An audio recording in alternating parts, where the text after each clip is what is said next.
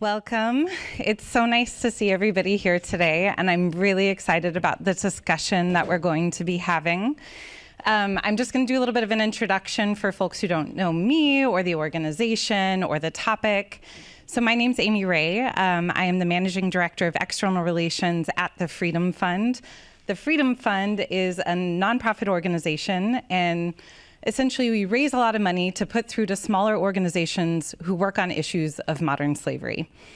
Today, we're going to be delving into a topic that many people don't hear about and don't necessarily understand. We're going to be talking about exploitative child domestic work. I'll get into what that means and why we're talking about it, but a big part of why we're trying to bring light to it is that it's an issue that touches every part of the world. And people, because of the nature of the work, it very rarely has space for people to try and understand it. Before I go into a fuller explanation of that, and before I introduce the panelists that we have today, I wanted to also give a brief explainer of some of the terms that you'll hear a lot today, just because some of these terms aren't necessarily used every day. And one of the terms, well, both terms I've already talked about. So one is modern slavery. So I find it very important to talk about what we mean by modern slavery, because it's a term, I think, especially in the US, that most people find very confronting. And so we use modern slavery as an umbrella term. And as an umbrella term, it fits other words that you may be more familiar with. That includes human trafficking. And human trafficking is when somebody experiences or goes through force, fraud, or coercion in order for somebody else to gain commercially from it. So either an individual or a corporation is getting money from somebody going through force, fraud, or coercion. Modern slavery also includes forced labor, bonded labor, child labor, forced marriage. And the reason why I think it's really important, and the reason why we find it very important to talk about modern slavery, is to not dismiss or to diminish what we've all learned, likely, about slavery. And so typically what we've learned about slavery is our history with it, the US's history with it, the transatlantic slave trade, chattel slavery. And it's not to diminish that, but to say it never ended. Every part of modern slavery that we have in the world today, that exists in the world today, is a strand and is a legacy from slavery that we've learned about. And so we use the term modern slavery to say it is our responsibility to continue to talk about this and to find ways of dealing with it and to find ways of actually ending it and ending the repetitive cycle that we've gone through for centuries. The other term that I want to just take a moment to describe, but the panelists will describe it much more eloquently than I will, is child domestic work. So oftentimes I find when folks hear child domestic work, what people think about is their own domestic duties as a child, or their own children's domestic duties. And so there's often a thought, well, sure, kids do chores, kids work at home. That's just something that happens. I don't see what's problematic about it. People also often chalk up hearing about child domestic work in other countries to a cultural norm. Well, that's just normal there. We can't impose our values. And so child domestic work is talking about domestic work inside of a household, and oftentimes also talking about children taking care of other children. And it's not necessarily a problem on its own. It's a problem when it becomes exploitative. And when it becomes exploitative, that means that kids are actually working 8+ hours. So think about a child being inside of a home, working an 18-hour day, working a 14-hour day, not being able to go to school, being abused sexually, physically, emotionally, and going through this every single day. And so there's a really important element when we're talking about child domestic work to think about of what's acceptable and what's not acceptable, and not just excusing it by saying, well, it's somewhere else, everybody else accepts it, and so it must be okay. It's saying, what does it mean for a child to not be able to have a childhood?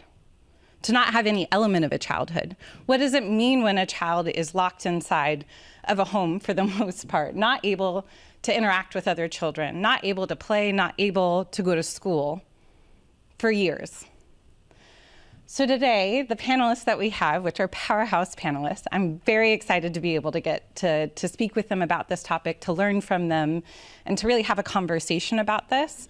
They're coming with 3 different perspectives. They're coming with the perspective of implementer, researcher, and donor.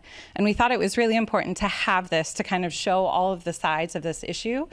And they're all also focused in different countries, and they'll talk more about the countries that they look at, work with, and so you'll get to see and hear more about what intersects and what's similar, and then also what some of the differences are.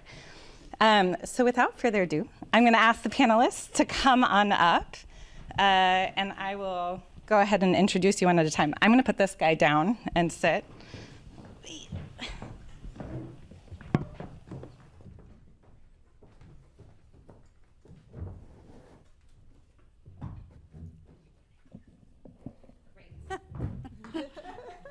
There we go. It's the shuffling with the microphones. Yeah.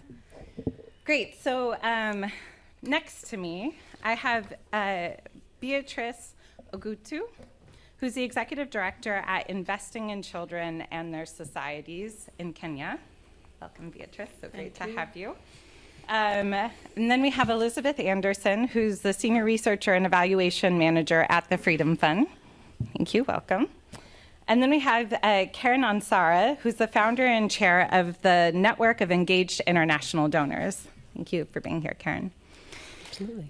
So I'm going to go ahead and just kick us off and get us started in conversation. I'll also just say, before we go into it, we'll have about an hour or so of conversation, and then we will have time for Q&A. So if things are coming up throughout, just feel free to write down those questions, and we'll come to you at the end. Great. So I'm going to be starting with you, Elizabeth. Looking at the title of this event, Securing Rights for Child Domestic Workers, can you explain why we're talking about securing rights instead of eradicating child domestic work altogether? Yeah, that's such a great question. So as you were mentioning in the introduction, Amy, the research pretty consistently shows, with working with survivors and working with organizations that are implementing programming, child domestic work is not necessarily inherently problematic. It's not necessarily inherently dangerous or slavery for children. The issue is when children are denied their rights or are abused as part of being a child domestic worker. And I think that comes from 2 perspectives. One is that there's this legal loophole, right, where in many countries where child domestic work is prevalent, domestic work itself is not recognized as a form of labor. And so maybe it's illegal for children to be working, but if domestic work is not considered a form of work, then it's not actually that illegal for children to be doing this work. And we're talking about contexts where, so for example, in Ethiopia, more than a quarter of the child domestic workers who we spoke to are doing more than 70 hours a week of domestic work. And this may or may not include additionally going to school. And so, for example, in Nigeria and Liberia, however, children who were in domestic work, the vast majority of them said that they actually felt that their lives had improved or were the same quality as before they had started domestic work. And so to say that it is inherently harmful when these children are saying, no, this is actually better. I'm able to go to secondary school now that I live in the city. I'm able to eat and I feel full all the time, and I wasn't necessarily able to do that in my hometown. These are things that are probably either protective or beneficial for children. That's not to say it's an absence of abuse or harm or being denied one's rights, just that things have improved. And so, yeah, we come from it from that perspective that we need to protect children's inherent rights, both through top-down approaches like making sure that there is a legal path for them to demand their rights, but then also from the bottom up and making sure that there are resources in the community through which children can do things like access school, be paid on time, not be waiting months for their pay, and have time for their homework and have time to play and socialize and grow normally and develop normally as a child into an adult. Are there any, can you share any like just practical examples of how the securing of those rights have happened? Yeah, absolutely. So one of the things that the Freedom Fund regularly advocates for in countries where we work in child domestic work is the ratification of ILO Convention 189, which codifies domestic work as a form of labor. And so that the hope is that that is the start of closing that loophole, and then being able to once adult domestic workers are recognized as laborers, as part of the formal economy, that it'll be easier to have follow-on legislation that protects children who are in this form of work. And then bottom-up approaches have included things like model contracts. So some of our community partners will say, here's a sample contract between a child and an adult who's either a family member or just an adult in a community who wants to have a child domestic worker in their home. And that can include things like, here's a calendar and every Thursday is my day off, or, once a month, or, I get these holidays that I get to go home and I'm paid on X day of the month. Things like this that hold both the adult and the child to account, and then the community more broadly as well. And so then the child, maybe this document doesn't have standing in a court, but maybe they can take it to a traditional authority and say, this family said that they would do these things and they're not doing them. And then they have someone, something that the adults have signed, right? That's a form of accountability. Another thing that has been really valuable is encouraging young people who are in child domestic work to get bank accounts. And so oftentimes the first step is getting them a national ID, right? Maybe their birth wasn't registered when they were born, especially if they've been born in a rural area. It's pretty common for them not to have any form of national ID. And without that, you can't get a bank account. Without a bank account, you can't keep your savings somewhere. And so oftentimes what will happen if they don't have a bank account is that the family will hold the money for them. And so maybe they dip into that as times get rough. But once the child has that money in a bank account, that's a form of security. And it's kind of a next step to whatever's going to happen for them after they graduate from child domestic work, and become young adults, that they've got both a savings account and some money set aside so that they are able to walk away from child domestic work. Thank you for that. I think it's so powerful to hear some of the practical examples that are things we take for granted. I think having access to identification, having access to a birth certificate, having access to a bank account, having access to a contract, and so often issues of exploitation actually can easily be solved by a legal, not completely solved, but one of the missing elements is having a contract so that you can hold somebody accountable to it. So I think that's really, really powerful. My next question is going to be coming to you, Karen. So we know that you fund a lot of really incredible and important work around child domestic workers in Haiti. I'd love to hear more about why this issue has been a funding priority for you. Well, as you know, my husband and I adopted 4 children from Latin America. And when we set up our philanthropic fund, we knew we wanted to address the problem of why desperate parents surrender or abandon their children. So that's the fundamental reason. This fits right in that mission.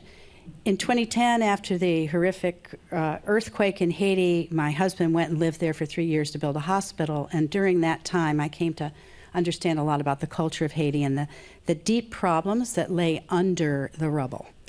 And one of those is the condition of reste avec children.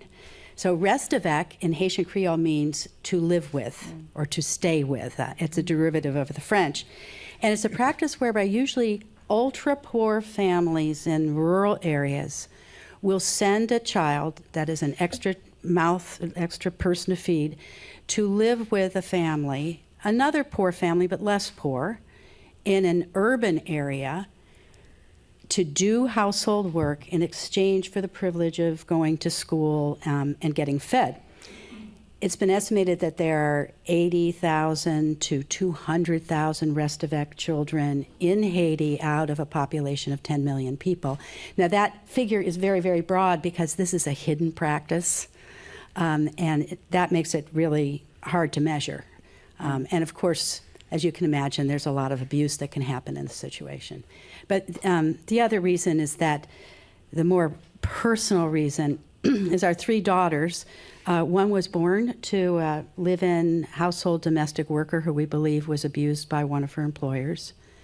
And the other 2 were on the path to being household domestic workers themselves, just like their older sisters. So what we're talking about today really could have been the lives of my 3 daughters.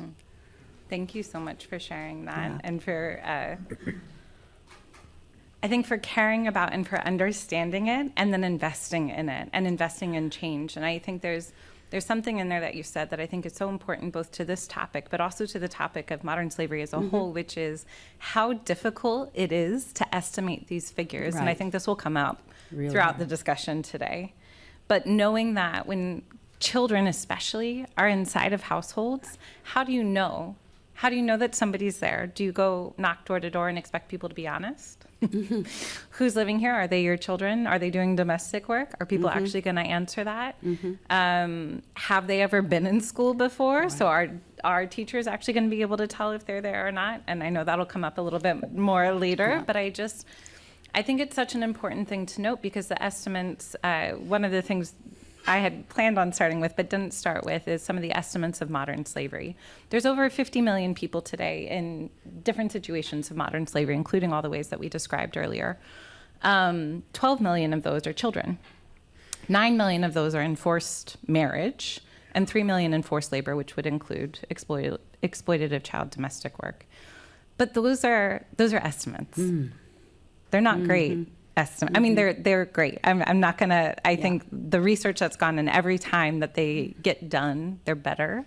But for things like this, for issues like this that are so hidden, it's pretty impossible to know. So I think that's such a good grounding element to start with. Thank you. So Beatrice, I'm coming to you next. I'd love to hear more about who host families are for child domestic workers in Kenya, and what their typical relationship is to the child. Thank you very much for the question.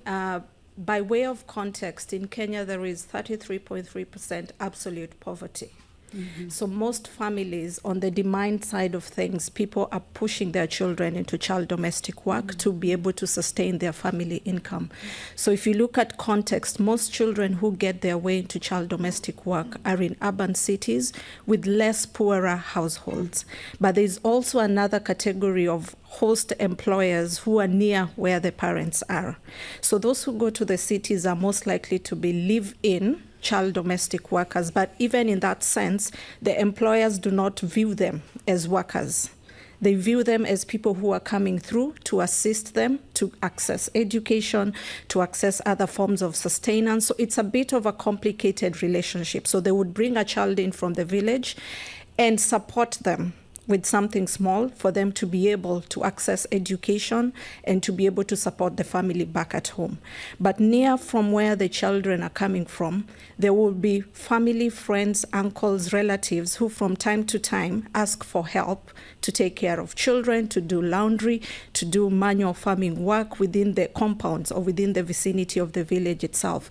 So many people from the employer's side of view, they don't see it and they don't define these children as workers in the first place. So that makes it a little bit more complicated in that sense, because from their standpoint, they're actually supporting these children to be able to access their basic care needs.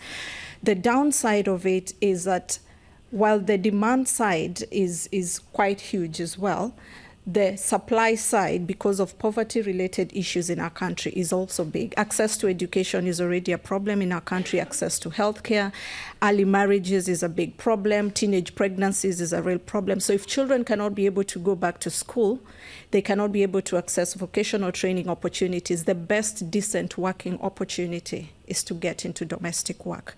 And as we have said, this is a topic that is marred with a lot of misunderstanding and misconception, also because of the cultural norms that allow children to work anyway in family settings, in community settings, as part of socialization, as part of growing up as an adult, and it even gets worse for female children, because as part of preparation for marriage, preparation for adulthood, it is expected of you to be able to get into domestic work within your own home, but even beyond your own home to the extended family setting. So the people who employ children are varied. Majority are in the urban settings because they have a little bit more of income, but they can also be employed as daily helps within their own familiar environment within the villages that they come from. Thank you. That's, I think, what underpinning this the idea and the fact that actually the biggest thing, or one of the biggest reasons that this is happening, is economic desperation, is poverty. Yeah. And that being actually one of the biggest reasons why it happens anywhere in the world, because it is seen as something that allows relief from one family. I don't have another mouth to feed. I don't have to take care of this kid that I can't afford to take care of. Maybe they can get an education somewhere else. But then it also allows relief from a host family, because they're then able to go and try and get more income themselves. And so this cycle of chasing economic stability and how that can create other mechanisms for exploitation. Definitely, because it's really hard to make decisions in the context of scarcity. So if I'm a 15-year-old in Kenya, I cannot go to school. The next option is, do I get married so that I relieve my family and get into a better family? Or do I get employed somewhere else to be able to get something small? It even gets worse if I have a baby at 15, because my choices get limited and limited every other single day.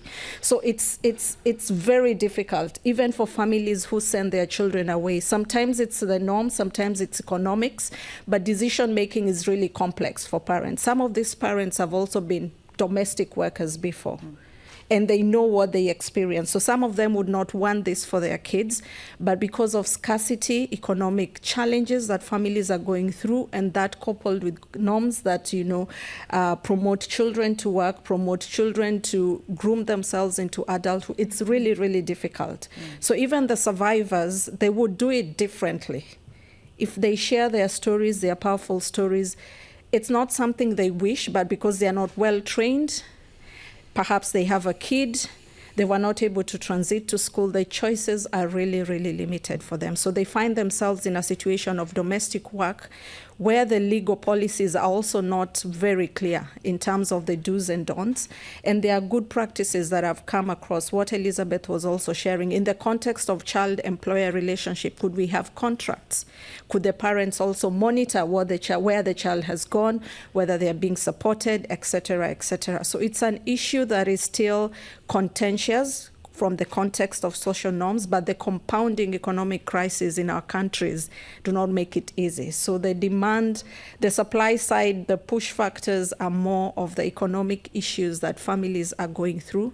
But also on the other side, employers are also looking for cheaper labor, because economies are getting hard, and for you to get cheap labor, you'll go for a child who cannot negotiate, who perhaps you will not even be able to pay, because children have stories. Sometimes they're not paid, even the bare minimum wage, which in our context would be around $95 per month.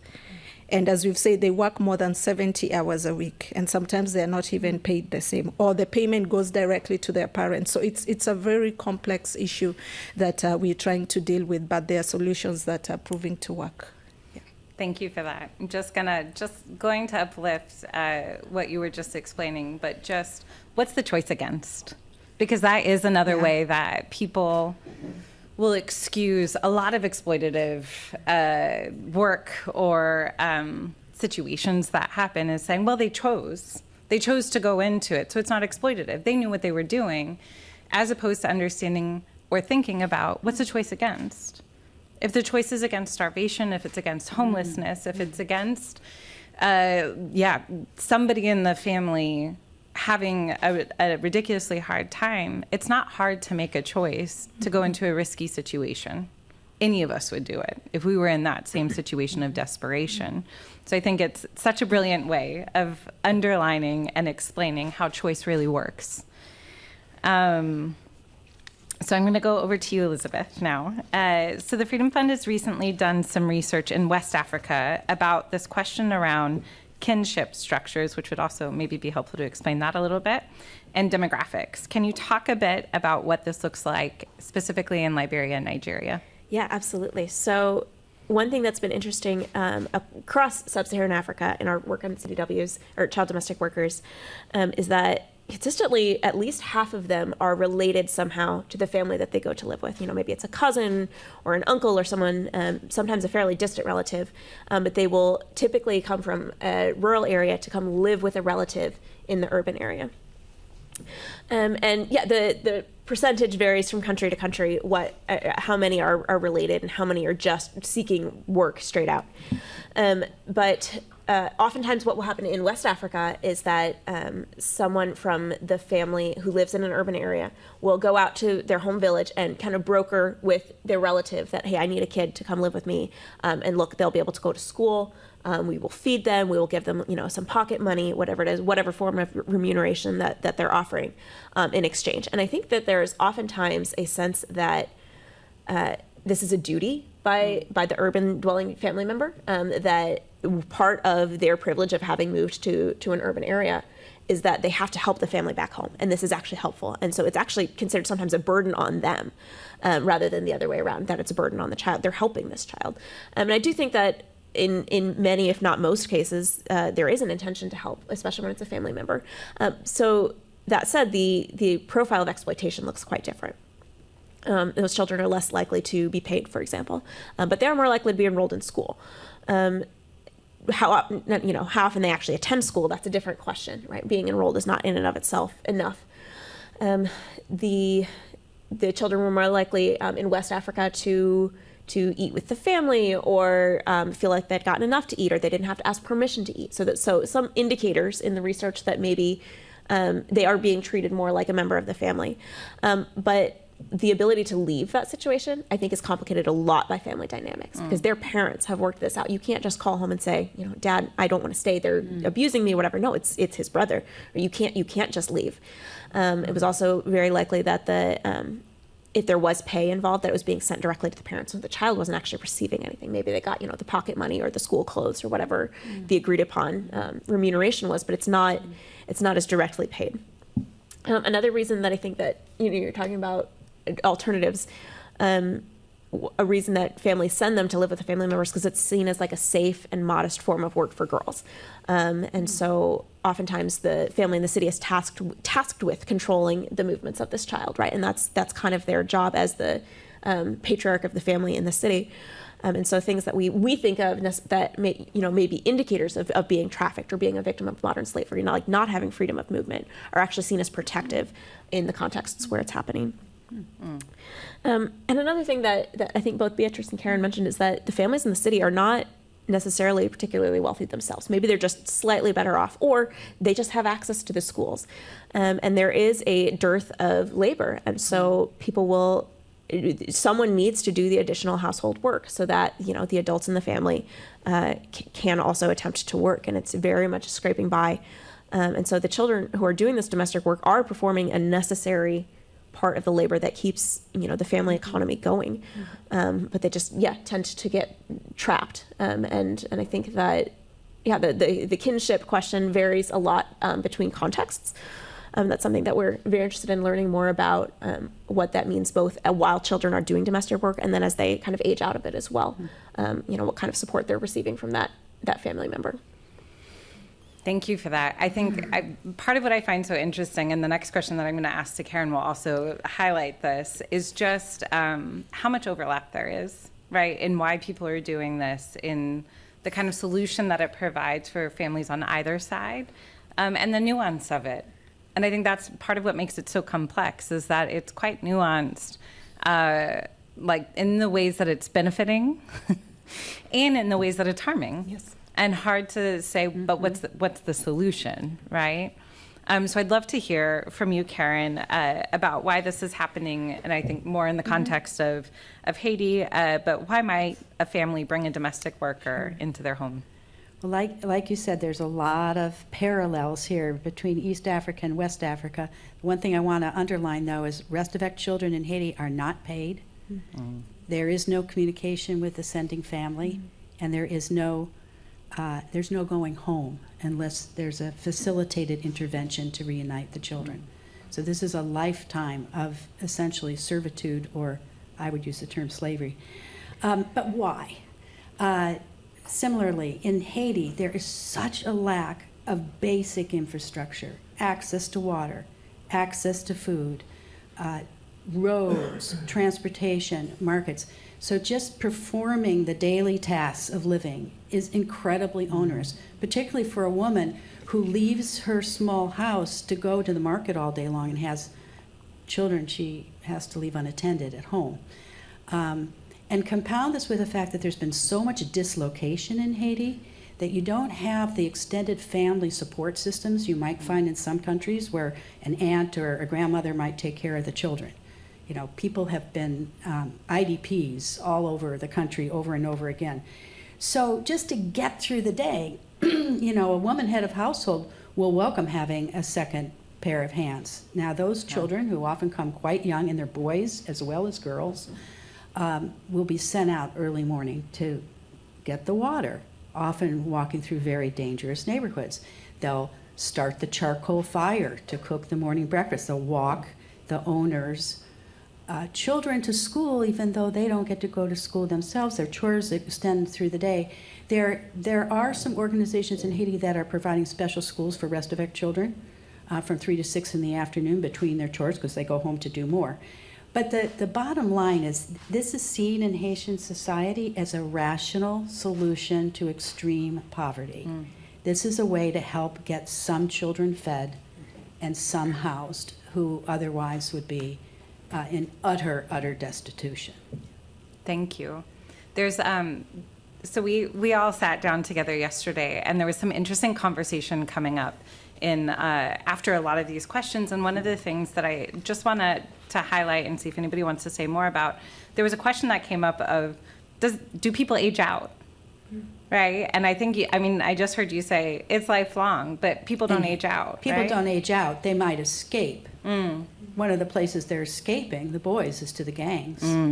Because in the gangs, which have now taken over much of Port-au-Prince and the metropolitan area, there's belonging, there's identity, there's power, and maybe there's a retribution for what society has done to them.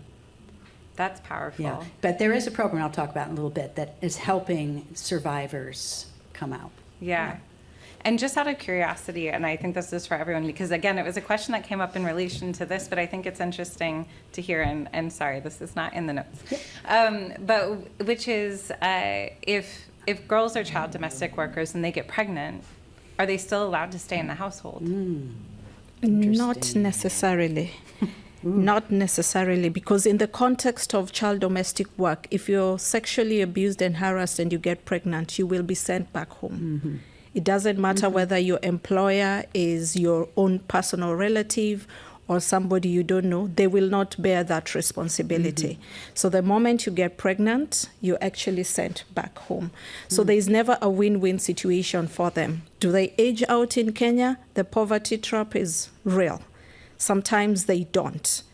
If there are no actions that are taken, if there are no interventions that come through in those communities, they never age out. So their grandmother has gone through it, their mother has gone through it, they will go through it. Most likely, their children will go through it. In the absence of decent working opportunities, because they miss the training that they need, this is the next best option for poverty, for communities where poverty is very, very high. So it's a trap, it's intergenerational, and sometimes it requires very deliberate intentions to break these cycles along the line. And we have several success stories that it is possible when you and I come together and be able to challenge the status quo that we are currently experiencing in our countries. But it's difficult. Poverty is a real, choices are quite limited in that context as well. Yeah. Does anybody else want to respond to it? I would just echo the same that yes, for the host families, the employing families, oftentimes, at least in Ethiopia, what will happen is if they can either no longer afford to have the child domestic worker or the domestic worker becomes pregnant, et cetera, they will perhaps accuse her of stealing something as an excuse to kick her out, including if she's a family member, including if there's been a sexual assault or a series of sexual assaults. Then that child will often then go back and try to either find a broker to help her find another child domestic work situation, or work in a bar or a restaurant, or be, ultimately be forced in commercial sexual exploitation if they can't find something else, because there's often not an option to go home, right? Or if they go home, they know they're going to have to get married, or that the parents are just going to send them back to the uncle or whatever it is. So even running away, I think, is frequently not an option for child domestic workers. There's, again, just no good choices. No. And it's such that intersection, right, of commercial sexual exploitation, child domestic work, and forced marriage. Yes. And what's the choice? Where do you go? And maybe the easiest choice is, yeah, I'll be a domestic worker because I don't want to be commercially sexually exploited. I don't want to be forced into a marriage when I'm 9, 11, 13 years old. I'd rather, this seems like an easier option. But then also the stigma that comes attached to it. And again, we talked about this yesterday, and that might come up a little bit more later, so I'll stop myself. But just the stigma that comes if you're trying to go back to your family, if you're trying to go back into the community that you came from after having gone through that experience, and especially if somebody's gotten pregnant, how do you go back? How do people come to bring you back?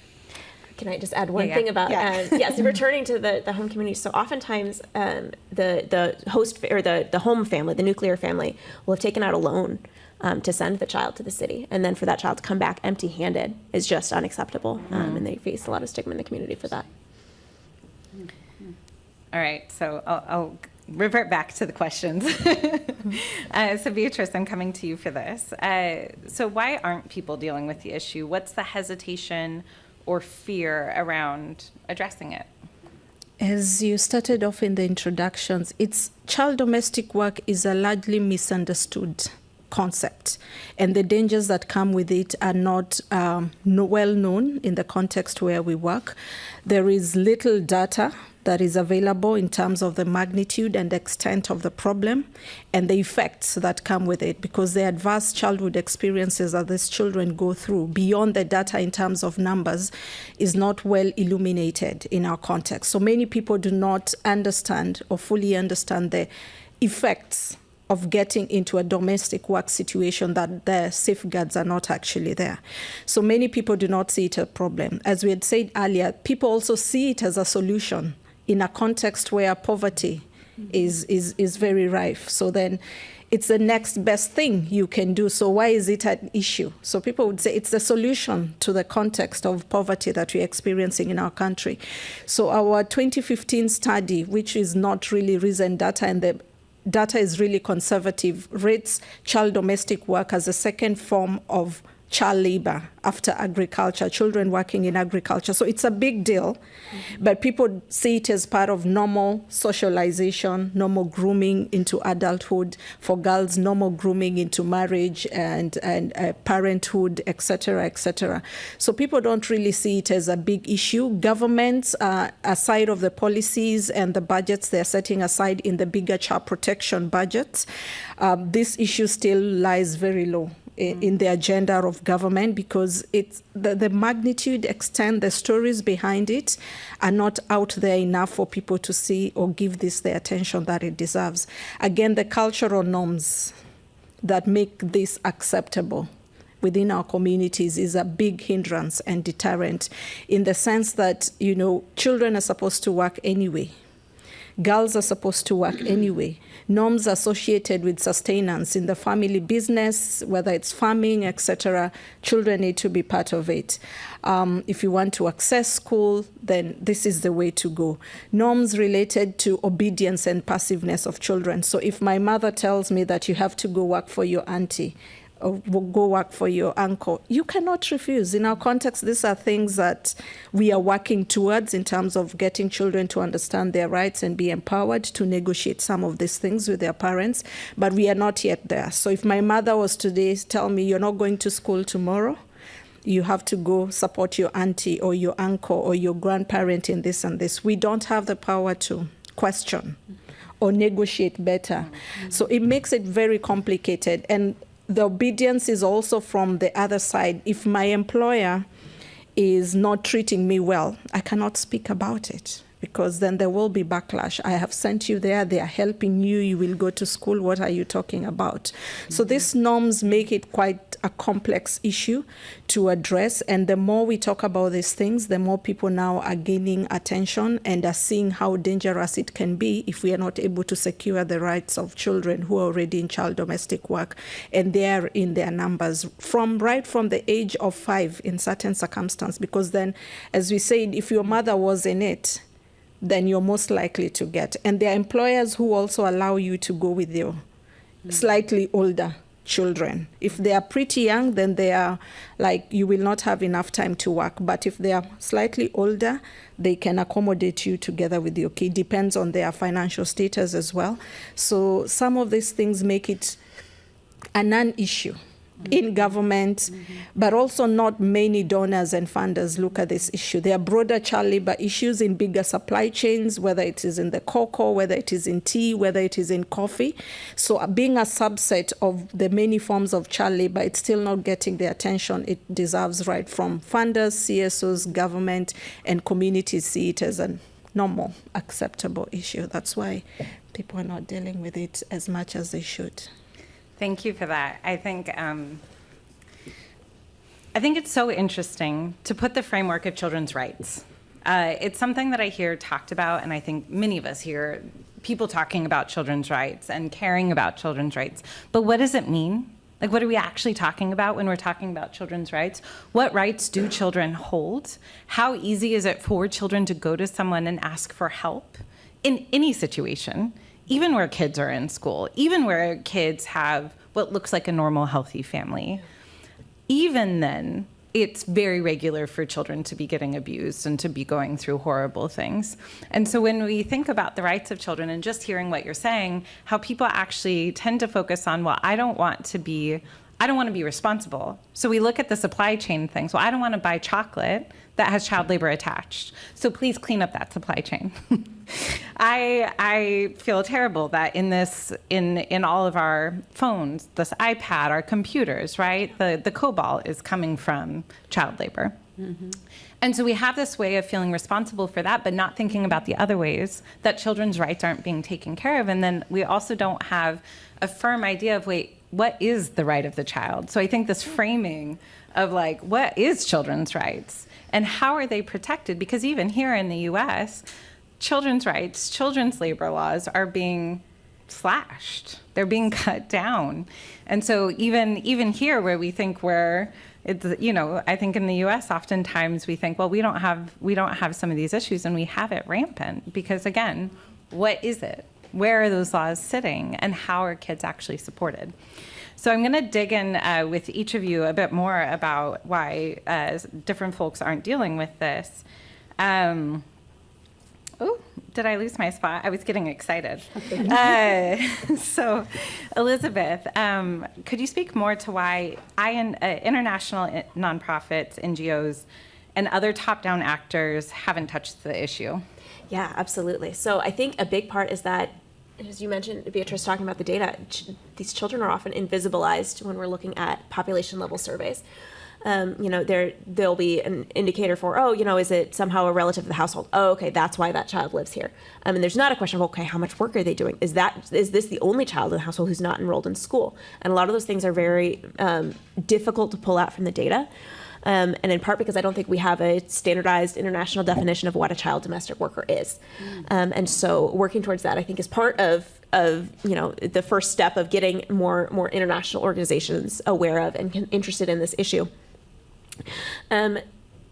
Another problem is that there's just a mismatch between what those international measures are and what children are saying are the abuses or stripping of rights that they're experiencing.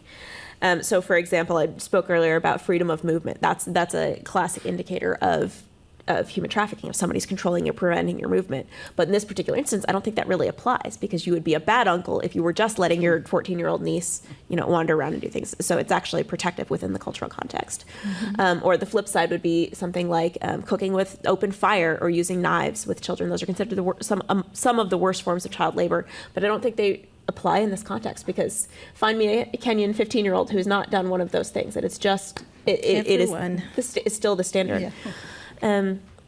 And so, finding new ways of measuring what constitutes exploitation within child domestic work that the international community agrees, so that then we can have different prevalence studies of where this is the most problematic and where there's the most exploitation happening, in order to intervene. In terms of other top-down actors, I think there's actually, frankly, a very strong incentive for governments not to recognize this as a problem, to admit that there's this massive issue that's been going on for decades since urbanization began, that that nobody has addressed, and that there's thousands or hundreds of thousands of children being exploited in a way that is against current laws. And so that's been part of the Freedom Fund's work, is carefully navigating and making sure that we're on the same page as governments about how to address, but then also coming in with prevalence studies and saying this, 25% of the girls in the particular area of Addis Ababa, where we did our study, up to 25% are child domestic workers. Not all of them meet the conditions of exploitation, but almost all of them are working in quantities that contravene Ethiopian law, not even international law, but the existing law.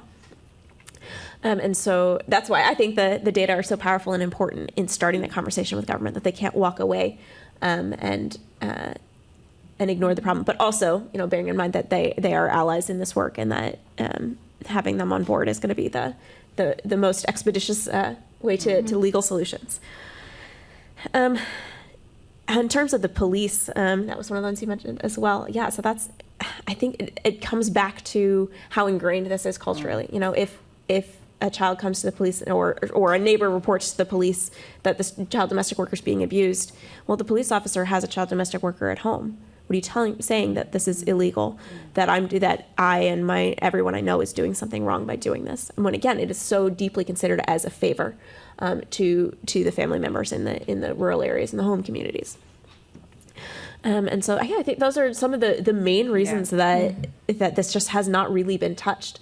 I think that there's a lot of interest by local organizations such as Beatrice's to take this on, and a recognition that this is happening. And so frequently, the first step has just been talking about it and taking the time to talk within the stakeholder community about what this means, how it is defined in the local context, before even starting to talk about solutions or interventions. Is just, can we agree on what this is and whether it's a problem and the scale of the problem? Thank you for that. And I think one of the brilliant themes between both of you, which I think will continue to be the theme, is the incentive to ignore. Mm-hmm. What's the incentive to ignore it? And even thinking about, even if you go and scour the internet for who's working on child domestic work, you can readily find folks who are working on domestic workers' rights as adults. You can find that in abundance, not maybe in abundance everywhere, but you can find that much more readily. But when you're talking about child domestic workers, it's actually very hard to find organizations working on it. So I find it very, very interesting, because there has been an incentive to ignore at many levels because of who it benefits and because of the nuance of it, and because how do you solve for it, right? And if actually solving for it is about ending poverty, then it becomes this thing that everybody's like, how do we do that? Right. It becomes really, really complicated. So, Karen, I would love to hear more from you about why funders and donors may be hesitant to fund organizations working on this. Sure. But just to pick up for a minute on the prior comments, in Haiti, there are several really great civil society organizations working on the issue. One is Beyond Borders, which I fund. Another one is Restavec Freedom. Ken in the audience could tell folks more about that. There's a group called Zami Timoun, which creates the schools for Restavec children. But what I have experienced for the most part is that talking about the existence of this practice, a child slavery practice, is a taboo in Haiti. Because Haitians are understandably really proud of their history of having been a slave colony that overthrew their French masters. And so then to acknowledge that there's the social relationship of slavery, Haitian against Haitian, in their own country is something that I think most people want to ignore. So first reason funders aren't funding it is Haitian leaders aren't bringing this issue to their attention. Secondly, the whole circumstances of child welfare in Haiti are incredibly complex, like the places we've been talking about. You have a population where of primary school age children, only 57% are in school. High school age, only 20% are in school. 400,000 orphans, 700 orphanages. This was at the time of the 2010 earthquake. And so funders are focusing on more basic things like access to schools, quality schools, schools without corporal punishment, prenatal care, postnatal care, to address the incredibly high infant mortality rate, the highest in the Western Hemisphere. So the rest of our problem is seen as a piece of the puzzle, but not the core, not the most salient issue to address. But it is critical to everything, because when children don't get the nurture they need, it impacts their social, psychological, physical development, and you can end up with a society where people are turning against each other. Absolutely. That's it's such another powerful reason, or the incentive to ignore. There's incentive to ignore because we have all these other things to deal with. Right. How in the world are we going to just overwhelming. do this? Oh, can I mention one Yes, other thing? I please, forgot. please. To address this problem in Haiti, I think many of these countries, requires a top-down approach. Thank God for Freedom Fund and all your analysis. Requires a bottom-up approach, the locally led NGOs. It also requires consciousness raising and the building of long-term social movements. And I think most funders shy away from that because it's not easy to take a picture of the results, and it takes too long to see them. Absolutely. So we need to push ourselves as funders to say, invest for the long term. You may never see the results in your lifetime. All the snaps for that, can I just because that is, I think it's one of the hardest things for donors, with donors, is thinking about long-term investment. And what people often see as being catalysts for change when we're talking about deeper, broader issues is movement. And how do you support the building of a movement? How do you support movements that have already been built, but they need capital? And then that desire, it's, we enforce, I mean, we're both a nonprofit and a donor, and like we wear both hats, and we enforce KPIs, we enforce things that we need to see results. And so what does that look like for a movement? Right.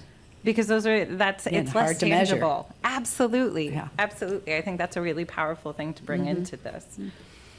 So Beatrice, I'm coming back to you. I'd love to hear from you why now is an important time to focus on the exploitation of child domestic workers, and what can be done in terms of prevention and protection. Thank you for the question. And just to bridge from where Karen left, we have begun raising consciousness and awareness that this is an issue, that child domestic work can be exploitative. So people are hearing, people are curious about it, people are getting interested. And we need to build on that momentum, because in conversations with government, with CSOs, with funders, with partners, people are beginning to see that this is really a big issue that we need to deal with, the effects of which can be intergenerational. So with this awareness and consciousness, it is important for us to build up on the momentum. But again, if we look at the world today, the consequences of the economic downturn is a big push factor. So we are seeing the risk of many children getting into child domestic work because of the economic situations in our country. So if we are not able to deal with it now, this problem is going to be bigger than it has ever been. Again, if we look at the effects of COVID-19, there are so many effects, but even in our context particularly, for about 18 to 24 months when our children were not in school, so many things happened. So transition became a problem when schools reopened. Many girls got pregnant. Our national pregnancy rates got to 19%. Wow. Those are many girls. And that meant that they were not able to go back to school. And the next best choice for them was to fend for themselves. And if they're not in agriculture, and one thing about our young people, agriculture is not necessarily a lucrative, attractive option, even though we are an agricultural country. So the next best option for them to fend for their children would be to get into domestic work. So there are many global and national crises that make it imperative for us to give this attention that it deserves. Otherwise, the push factors will get as many children into child domestic work. And if we are not able to arrest this in time, then it becomes a much bigger problem, effects of which will require even more attention, more time, more resources that countries cannot be able to afford at this time. Again, looking at the whole social sustainable development goals, the world committed itself to eliminate child labor by 2025, next year. We are very far from achieving that goal. And I know at country level, our governments are required to report back on the progress that they've made. So in one way, they are forced to think about solutions. And because of the consciousness that has been built, they're beginning to open up to discussions around this issue. What can we do? What solutions are working? Because then they also must be seen as progressive towards addressing some of the sustainable development goals that they set for themselves. I bet they will extend the timelines, because by next year we will not be able to.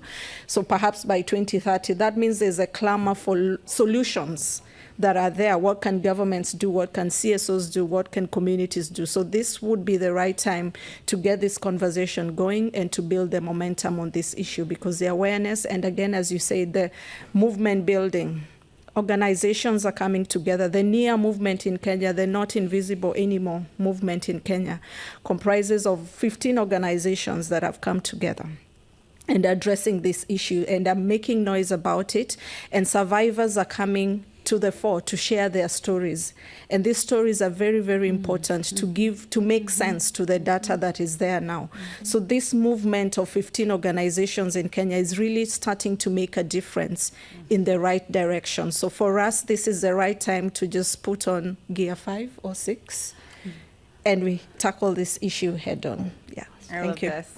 I also am, again, thinking back to yesterday and this conversation we had around the social development goals, the SDGs, and then saying, oh man, how many times have they been pushed? And how many times are they going to be pushed? Because of, and it's more to say that there's so many crises happening in the world that are compounding, the compounding crises problem, and that are creating more of the issues that we continue to seek to solve. And so then it becomes this question of like, oh, how are we ever going to get there? How do we get there? And to your point, there's so much being done in terms of awareness, but the criticality of how do we keep going, and how do we make sure that we don't become bogged down and tired by all of these crises. Yeah. And Amy, if I could add, so just exactly what you're saying about the motivation to ignore, by acknowledging that there are these millions of children who are also in child labor, that just moves the goalposts, right? It makes it harder to reach the SDGs if actually we have to acknowledge that you missed this whole group of child laborers. Absolutely. I'm just going to side note it because I got really excited in conversation about it yesterday. We were talking about ACEs, adverse childhood experiences. There's like a test you can do. And there's some interesting research being done by a US-based organization, Human Rights for Kids, that's run by a gentleman, James Stold, who's great. But they did research with women who are incarcerated, and they did ACEs tests with all of them to see how much adverse experiences they had in childhood. And generally, it was through the roof. And so you think about things like this in terms of exploitative child labor of any sort, but especially when we're talking about child domestic work, and think about the compounding trauma that starts to exist, and then what does it set people up for? And so if we're trying to solve for this problem, saying, well, actually, it's not that big of a deal, even if they're going through traumatic experiences, it's not as bad as it could be, but then what's their future? And then what's the society that gets built based off of those adults' past and opportunity? So Karen, I'm going to come back to you. Can you speak a bit more about Beyond Borders, which you mentioned, and their program in Haiti, and the awareness campaigns and community conversations that are happening there? Sure. Well, first of all, I realize I've painted a pretty bleak picture of Haiti. Now I'm going to give you the bright side and why I love Haiti and am committed for the rest of my life there. There are, in the rural areas in particular, there can be some very tight communities. And Beyond Borders is bringing community members together in community dialogues to learn about what really happens to these children who are sent away, because most of the parents have no idea what happens because they never hear from them again. They're not reunited again. And the way they're creating the conversations is they've developed a series of 6 very colorful picture books that describe the motivations for sending the children away and what happens to them. And so through 6 community meetings or more, people's awareness rises, of course, And they decide to form community brigades to pay attention to families who might be considering, or where they see signs that a child might be sent away, or a family that's really struggling. And then in the urban areas where they do these conversations, these community brigades are intervening when they realize there's a child that's not being fed, that's being abused, overworked, what have you. The other thing that happens in the community conversations is that adult Restovac survivors come forward and tell their stories. That is so powerful. So now there's a network of 1,400 adult Restovac survivors in chapters all across Haiti that are telling their stories publicly and intervening. So those are the bottom-up community and movement building approaches. There's some top-down approaches too. So Haiti actually passed a law in 2014 against human trafficking, and particularly child trafficking. So unfortunately, Haiti's in a lot of disarray right now, so all of the accountability structures are not functioning. But on the local level, there are appointed officials who are now monitoring transportation routes from the rural areas to the urban areas and watching for children who are not with their parents, who are being sent, and intervening. There are also school monitors now checking to see, actually, I want to find out, are they going door to door to find out if all the children from a family are in school, because they really embrace the fact that education is a right. It's not a privilege in Haiti. And that's quite a big thing, because in Haiti, only 20% of the schools are public. The other 80% are private and require tuition, in addition to the uniforms and shoes and all of that. And then to get at the poverty that's at the root of all of it, Beyond Borders partners with a microfinance institution called Fonds, which uses what's called a graduation approach to microfinance, where you provide to a woman who's the head of her household, who's extremely poor, tangible assets, a goat, chickens, coaches her for a couple of years, builds her confidence, helps her use those animals or assets or tools, whatever it is, to create more assets, and then graduates to receiving a small loan. And then the graduation approach is you go up and up and up the ladder. So it's a very multi-pronged, holistic approach. And then there's other groups like Restovac Freedom that offer safe houses and rescues, and Beyond Borders, and I think Restovac Freedom helps with reintegration of Restovacs back to their communities when possible. I love that. I love the multi-pronged approach of solution, of intervention, and community coming together to really say, how do we identify? How do we support? How do we find other ways? Yeah, and there was something that came up in the conversation yesterday, which you've already mentioned, but I didn't know if you wanted to say any more about the young men who leave or who exit those situations and often wind up in gangs, but also like what the possibility is, or what the opportunity is there then in solution. I don't really know, to tell you the truth, but it's definitely been hypothesized that a lot of those gang members have been boys who were in the Restovac situation and have been powerless and angry, disenfranchised. I wish I could say there was a solution to the gang problem. Yeah. Bringing in outside forces is just one level. Yeah, I think it's so powerful to see the ways that all of this is intertwined, right? Because if you can find reasonable solution, hypothesizing, right? If you can bring reasonable solution to supporting these children who are in Restovac, then potentially you have decreased members of gangs, potentially. Yes. Not to say that it's all, Yes. but it's just that trickle effect of, people are being forced into this situation. They're really unhappy. They're being mistreated. And then they're going into this situation where there is some form of belonging. On the most basic level, they're hopeless. Yeah. They have nothing to lose because they've never had anything. Absolutely. They've never had anything in their families, materially, nothing. I'm just going to mention, because as we're talking about solution, one of the things that I'm being reminded of, I was in Kenya earlier this year, and we got to see some of the community theater that happened around awareness. And it was so cool. I rarely see people on the streets doing community theater in New York. But going and seeing folks go into the community, do community theater around what is child domestic work, and then also around what the problems are, and then asking community, but particularly trying to draw out kids' responses. Like, what do you think should happen? Like the theater would freeze. And they're like, what should happen now? What should be the response? How do they do this? And then just bringing this, shedding a little bit of a different light on how this happens, and allowing community to say, oh, wait, that wasn't right. And like, how would I do this if I encountered this situation? Or what might be a different way to approach it? But I just think it's a really interesting thing to look at the levels of intervention. Definitely, if I may add. Yeah. I think because of the way the issue is viewed from a norms perspective, it is important for us to have innovative ways to raise awareness on these issues.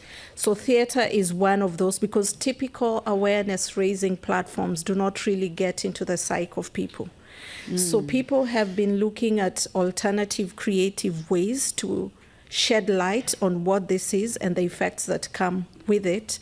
So theater, whether it's community debates, we have community dialogues where survivors also share their stories, people reflect together. We've got to find different ways of communicating and conversing with people, because it's a widely accepted practice. If you go confrontational, you'll never get to deal with the issue, and people will hide it. In Kenya, we call it hidden in plain sight. It is there in front of your face, but you cannot really fathom what it is all about. So the use of theater is very, very important. Community dialogues, community debates, and it's at that level you can create the safeguards that you need for children and their families. Also addressing the supply side of things, working with parents and caregivers who make decisions every day whether to send their child to child labor or not. So we also have seen the power of parenting programs, the power of gender transformative parenting programs, where parents raise their awareness, get new skills and knowledge in terms of how to raise their children better and to safeguard them from the dangers that are there. So the bottom-up solutions, as you say, really, really work, alongside the laws, of course, because even as a country, we have laws that prohibit the employment of children below the age of 13 years. From 13 to 16, they're allowed light work, which is also not well defined. So these are the loopholes that together we are trying as movements to be able to resolve as a country. And there is light at the end of the tunnel. There are solutions that are working. So this is what really puts us in the right place to tackle this issue head on. Great. Okay, I'm gonna contain myself. So just so that we can get through. So I'm gonna come to you, Elizabeth. Can you speak to the different ways in which the Freedom Fund is using art as a research method and as a way to connect meaningfully to kids? Yes, thank you. Absolutely. I'm just going to talk about one of them that I'm the most excited about. So in Ethiopia, one of the interventions that's ongoing works with both the child domestic workers, the employers, and then the other children of the employers who work in the household. So each set of these individuals is getting a different curriculum, a lot of like parenting content, but also on child rights, importance of school, et cetera. And one of the research methods that we're using to engage the child domestic workers is called photo voice. And so at the beginning of the study, we gave each child a camera, taught them how to use it, and then, every period, once a month or so, they get a prompt. And so it'll be, take a photo of something that you feel proud of or that you feel discouraged by or something. And then the child will give a description of why they took the photo. And then they come together, all of the child domestic workers, and they talk about what each photo means. And they have this conversation around them. And it's very self-directed for the children. They get to say what the data are in a way that they wouldn't be able to in, say, a quantitative survey where we say, okay, well, how many hours do you spend doing this a week? And that's also very valuable data. But this allows children to be the ones saying, this is what matters to me. And the results have been very interesting and frankly have been a bit of a paradigm shift in how we think about what matters to child domestic workers and what the goals of our programming are. So a couple of the things that stood out in the midterm findings were that children reported that through their photos, that what mattered to them first was being able to eat with the family. They were no longer relegated to the kitchen or to eating after, but they sat at the table with the family and feeling like they mattered, and were truly part of the family. And then the other one that I think is really interesting is children reported being happy that they were moved from sleeping in their own space to sharing a bed or sharing a room with the children of the employers. Wow. So that even though they no longer had their own bed, it mattered to them that they were considered in that way a child of the family, is that they got to sleep with their host brother in the same bed or whatever it is. And so that just stands in such stark contrast to what we think of as the things that, are child rights. They should have their own sleeping space. They should, be able to, eat the quantity that, that they need, et cetera. But those aren't the things that specifically matter to the children. And I think it also demonstrates that the threshold for change is actually lower than we had assumed for these families. So if you think of like the bell curve of, these are the horrifically abusive families, and these are the ones who treat them exactly like their own children, most people are going to fall in the middle. And if we're shifting that, we're shifting what the average treatment of a child is, that's really just, that is a win, right? And ultimately, elimination of poverty, eradication of poverty in the home community so that children never have to come in the first place. That's a phenomenal long-term goal, but this is something that we can do in the meantime, is improve children's access to their rights in the meantime while they're actively in this situation. That's been really, really phenomenal. Thank you. Again, I'm going to contain myself, and I'm going to just ask you all one last question before we move to any questions that might be in the audience, which is, I would love to hear from each of you what's giving you hope.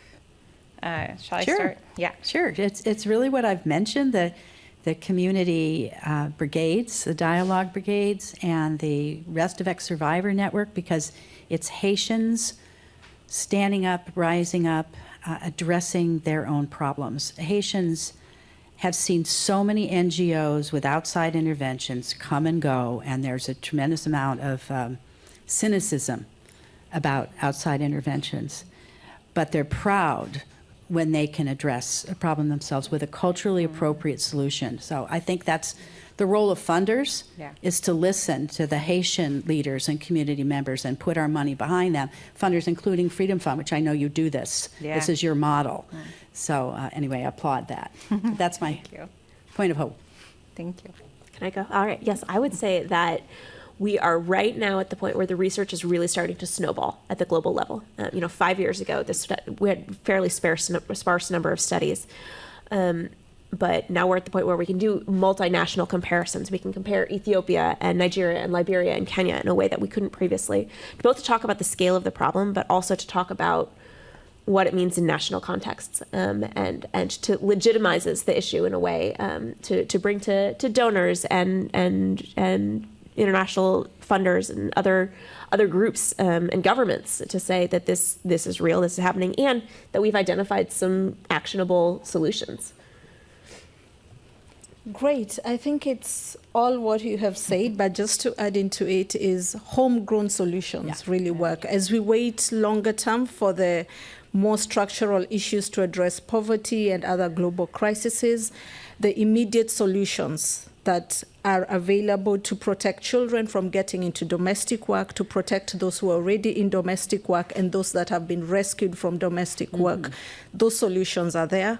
They are available. The other thing that also gives me hope is the movements that are already building up on this issue. So survivors are coming together, amplifying their issues, telling their stories for us to see how serious this problem is, but also CSOs are coming together to be able to deal with this issue, to advocate for this issue. So those are the aspects that are really getting us fired up to continue dealing with this important issue. And we are looking forward to opportunities like this. Many years ago, this conversation, you would have been invited into a conversation like this, and perhaps you would not come because child domestic work, what is it? But the fact that we are even having this conversation here now and today is also giving me hope that people are serious about this issue, they're getting interested, and that when we come together, great things can happen through the power of collaboration. And thank you, Freedom Fund, for making this happen and for tackling this issue in the bigger scheme of child labor issues, because there are many other forms of hazardous forms of child labor. But this one is particularly second in our country. So the NIA movement in Kenya is pretty giving me hope that it's possible when we come together to deal with this issue. I love it. Yeah. Thank you for that. So we have about 5-ish minutes, a little bit more. We can probably take 1 to 2 questions, depending. I see a hand already, so that's a good sign. Or I don't know. I saw. Oh no. I think next. Yes, and there's a mic coming. And if you want to introduce yourself as you ask the question, that would be great. My name is Hafiza Rashid. I'm with More Philanthropy. Great. I am curious around social media's role in highlighting and obscuring what is child labor. And I think about that whenever my friends send me pics of cute kids, and I'm like, oh, wait, could this be something? So curious around your thoughts and how that intersects with your work. That's a great question. Do you want to take that and then we can see? Do you want to? Yeah, sure. Take it, Beatrice? Thank you for your question. Definitely, as I'd said from the beginning, that we need to be creative in using different platforms to be able to illuminate the exploitative nature of child domestic work. So community theater, community media has been quite instrumental. So social media can also be used as a platform to showcase and to let the survivors tell their stories, so that the general public, employers, because getting into the employer's space is also very, very difficult. And given that the mobile penetration in our country is over 90%, people have mobile phones and smartphones for that matter. It's a great tool that can be used to advance and advocate for these issues. But on the downside of it, we've also seen other videos that are coming through that are actually glorifying the exploitative nature of this. So there's a lot of work that we still need to do to use technology for good and not use it to glorify some of these things that happen in the context of child domestic work. So it's a great opportunity. And our young people, including our government, is really now promoting the use of technology for good. So if we're able to organize ourselves better and use those platforms to tell survivor stories, it can be a very powerful tool as we water down the other bad side of social media in terms of glorifying some of this work that is happening in private homes. Yeah. I see. So there's 3 questions. Can you go here and then sorry. I think we're gonna, and I'm just gonna limit it to 1 response each so that we can try and get through to everyone. Hi, thank you so much for all of this. My name is Jinnah, and I run an organization that serves the Karamojong women and children living in the slums of Kampala. And I would very much like to have a much longer conversation with you after this. But what we're seeing is that because of all of the push factors and the forces that have led the community to migrate out of Karamoja and into Kampala, many of the women, most of whom have perinatal mental health disorders, 100%, when they have children, they are forced to beg on the street with their children. Yeah. And then as such, they're picked up and put into orphanages, mostly by the government and other organizations. The children are, without consent, without due diligence. And then those children, the mothers never see them again. Oftentimes they're trafficked or made to work. So, which those orphanages, as you know, is another form of modern slavery. So would you also consider those orphanages as another form of domestic child labor? Because a lot of the children are made to work in them. That's interesting. And this is a really big issue. And also, I've been covering this and doing this for about 4 or 5 years now, and hundreds of children are missing. I mean, I think the short answer is yes, absolutely. That sounds like it would fit the profile of what we're talking about. Yeah, I think that's and I was going to hand it to you. So yeah, I think it's a really good point, and it's a really good way of talking about the other things that don't continue to not be defined, like Elizabeth was saying earlier. Without a working definition, international working accepted definition, I think it becomes a thing of how do you actually get people to recognize that? So I think that's, yeah. Right, and these organizations are getting money because they're saying that they're saving and they're rescuing the children. And meanwhile, the women are put into prison for trafficking their children. Absolutely. It's a business. Yeah. It is a business, including in the Kenyan context right now. The Karamoja children find Yes. their way to Nairobi, Kenya. Oh, I know. And many of them are child domestic workers, and they're actually getting into fights with local domestic workers because they charge cheaper, they are more submissive. So there's a whole lot of problem there as well. And the issue of sending children to care institutions, it's something that the government is actually looking into right now because of the issues that happen in care facilities, orphanages of children, because then if it's not monitored or regulated by government, children find themselves in other situations. Either they work there or they are trafficked for many other reasons.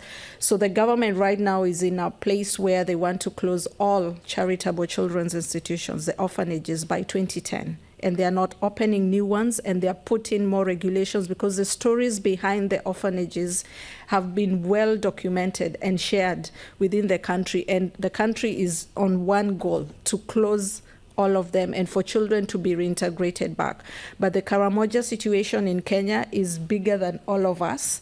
And yes, it is bigger than all of us. And it is something that movements can be able to also address a step at a time. We definitely need to speak with you because what I have found is that we are the only organization that actually spends time on the ground with the community, in relationship with the community and providing humanitarian aid, where a lot of the other organizations, bigger, more resourced organizations, don't. And they just go in and well, you know what I mean. Let's definitely talk about this after. I'm just, I want to get in the last two questions. And I also just, for anyone who has a hard time, stop, we're at 11:31. So I just want to be able to take these really quickly. But if you have to run out, we also understand. Sorry. Thank you. I'll be quick. Amy, Ken Goody from the Ross Foundation.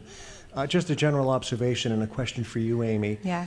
The presentation, which was excellent, showed how gray all of this matter is. This is a very complex area with a range of vulnerabilities, a range of exploitation, and a range of, quote, interventions. When we talk about contracts and bank accounts and recognition of time off, that's one level of exploitation. And when we talk about Restavek and other forms of true slavery, I would say, that may show my bias. Restavek is akin to what I've seen in Bihar, the Bihar to Jaipur transfer of children into sweatshops or into plantations in the Amazon or into sex work. Yeah. I just wonder what is the goal then of Freedom Fund's work in this area then? Yeah. Is it harm reduction, which is terribly important? Absolutely. Sort of like the South Asia hotspot that Freedom Fund ran, which was improving working conditions of cotton mills in southern India. Yeah. Or is it elimination? I think we've said that child labor cannot be eliminated, nor should it. So what is Freedom Fund's goal here? Yeah, thank you for that question, Ken. I think it's really important, and I would say harm reduction, absolutely, because as we've talked about so much today, the full elimination means elimination of poverty. I think that would be the ultimate solution. If we were to actually say children aren't going to wind up in these situations, we're going to make sure that doesn't happen. It means that we say, well, everybody's going to have enough to be able to take care of kids. And so our goal ultimately is to reduce the harm that happens to these kids and make sure that kids can have at least part of their childhood, be that making sure that they are able to go to schools, making sure that they have room to play. And I think there was actually something really interesting that I also saw in Ethiopia with some of the intervention that we have there, where folks from the community go around door to door to try and see who might have a child domestic worker. And it's not necessarily anybody with they're volunteers. They're not with an organization necessarily, but they host conversations and they invite host families to come into conversation. And what I found so fascinating and so powerful about it was the fact that host families were often frustrated with their child domestic worker because they're acting out, they're a teenager, they're saying no, and they're like, but they're a worker and I want them to do these things. And part of the goal of the conversation is to show those families how it's actually beneficial to the family if they support that child in going to school. And then people that go through that process and send the child to school and support them in these other ways, actually seeing the improvement in what gets done around the household. And so saying, yeah, child labor on its own isn't necessarily problematic.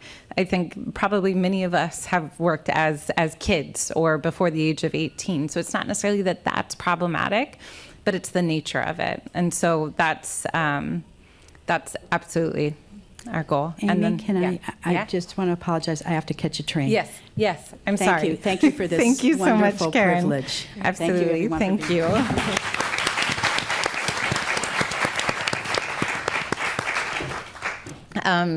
I know we had one last question, but maybe we can talk about it out there, just respecting everybody's time. Thank you so much for joining us today. Thank you to the incredible panel, and thank you. We'll have refreshments outside. Feel free to stick around and chat if you have any other questions or comments.